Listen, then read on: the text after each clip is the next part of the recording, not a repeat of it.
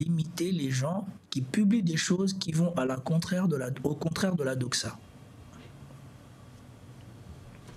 And if they do that, then Iran is in a war with Israel, and then they draw the United States into a war with Iran.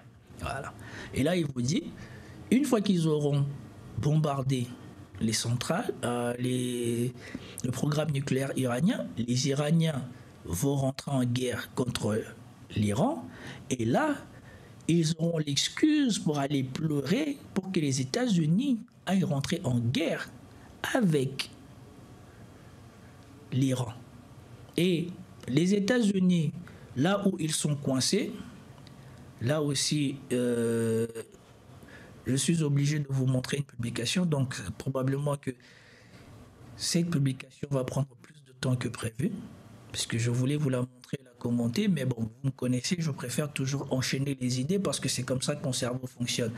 Et donc, je vais vous le mettre en relation avec une autre chose que j'ai relevée.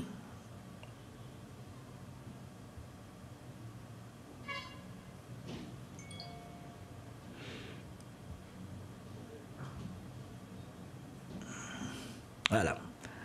Voilà l'une des raisons qui fait que, au Pentagone, même si Trump, il veut faire ce qu'il a à faire, ou Trump a réussi à se faire ombrer le cerveau par les gens ou les sionistes américains, il a du mal à passer à l'acte. Parce que non seulement les Américains ne sont plus pour la guerre, lui-même il a dit qu'il n'est pas pour la guerre, mais il y a toujours cette vérité que les Américains savent depuis 2002.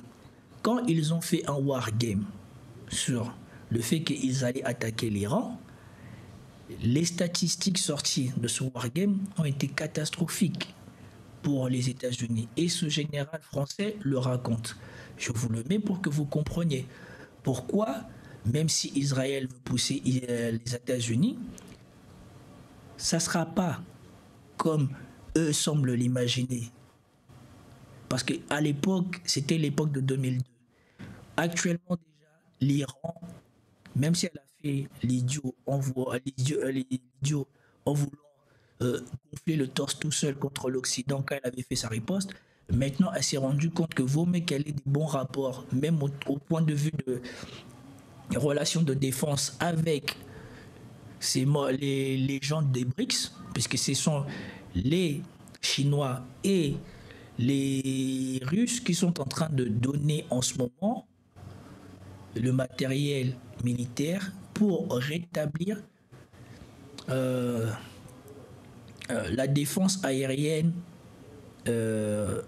iranienne. Et comme on sait que les Israéliens utilisent le F-35, qui est le dernier avion américain, donc les Chinois et les Russes sont en train de donner de quoi combattre les F-35 en Iran. Normalement, selon les peu d'informations que j'ai trouvées, c'est ce qu'on dit. Et donc, c'est aussi l'opportunité pour les Chinois et les Russes de voir quels sont les points faibles ou qu'est-ce qu'eux, ils ont qui peuvent aider à combattre les Américains. C'est pour cela que j'ai dit que peut-être que nous sommes en train d'aller vers un échec de l'Israël en Iran.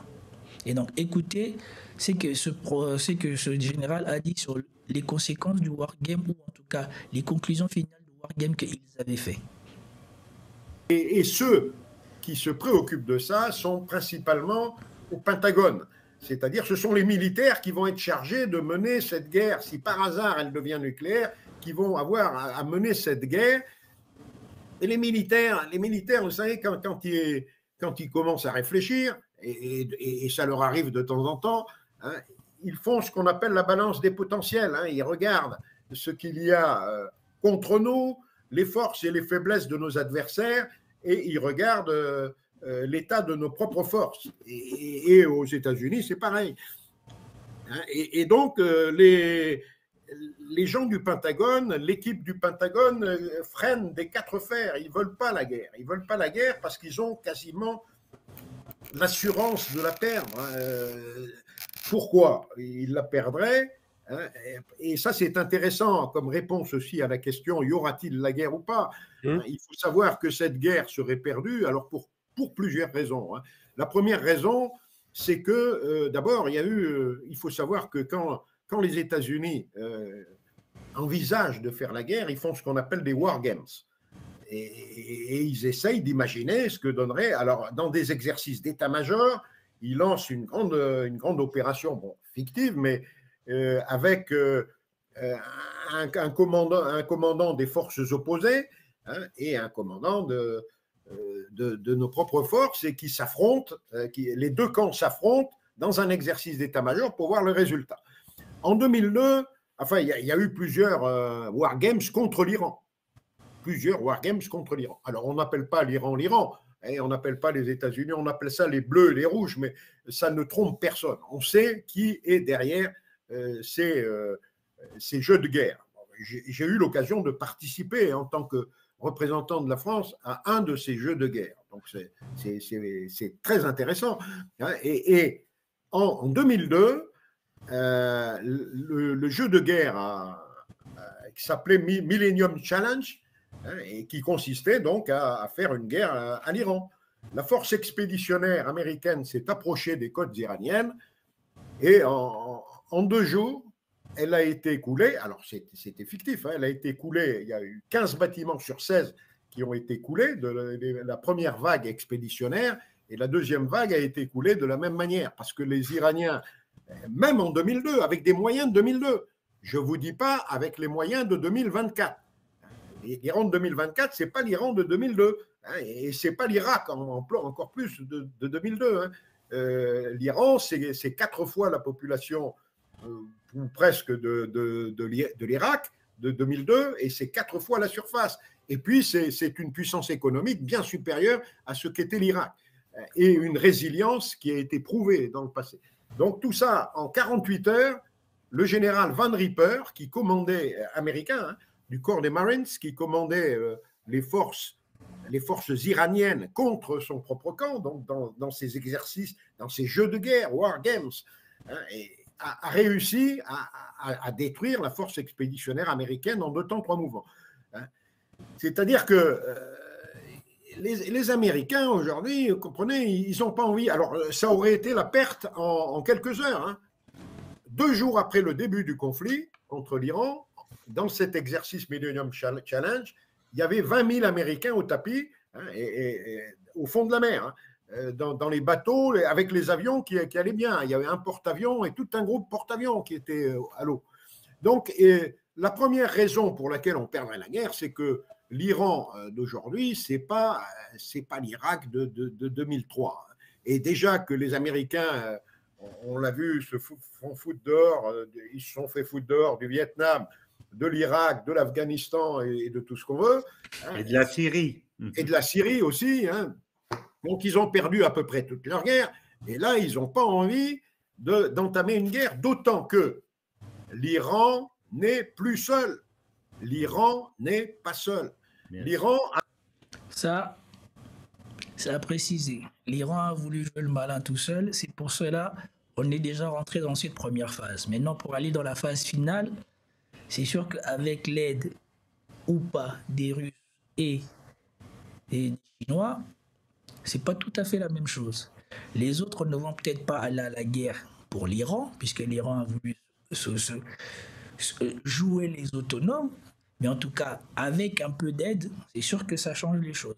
Derrière elle, l'Iran fait partie de grandes organisations internationales qui lui permettent d'avoir de plus en plus de résilience, et en particulier, quelles grandes organisations internationales? L'Organisation de coopération de Shanghai, oui. et puis les BRICS. Bien sûr. L'Iran fait partie de ces 2 organisations, et a au sein de ces organisations des alliés, et pour ne pas dire, et de bons amis. Hein. La Chine et la Russie sont, qu'on le veuille ou non, du côté de l'Iran. Hein. Ils sont d'ailleurs tous les 3 classés dans la même catégorie de l'axe du mal, hein, contre les Américains et contre Israël aussi, hein, bien sûr. Hein. Donc, si vous voulez, vous ne gagnez pas l'Occident otanien et Israël ne gagneront pas à eux tout seuls une guerre menée sur autant de fronts. On peut gagner contre un adversaire, contre deux adversaires, mais simultanément, on ne peut pas gagner contre des adversaires de la taille de l'Iran, de la Russie et de la Chine. Simultanément, ça n'est pas possible. Bon, c'est pas simultané, mais là où les gens n'ont pas vu, c'est que peut-être les gens n'ont pas anticipé la démonstration ou l'analyse qu'avait fait Fuentes, comme on est en train de le voir. Parce que Fuentes vous a dit que le but ultime, c'était from the d'arriver là. attack by Et maintenant, Hamas. il va vous dire comment ils ont fait. Et vous voyez, moi, ça m'a choqué de voir que, en fait, il n'y a pas que moi, on est beaucoup à faire cet exercice et on est beaucoup, pas besoin d'avoir lu tous les bouquins de géopolitique ou de je sais pas quoi. Avec un peu de rigueur et assez de temps pour s'exercer, ben on arrive à prévoir et on arrive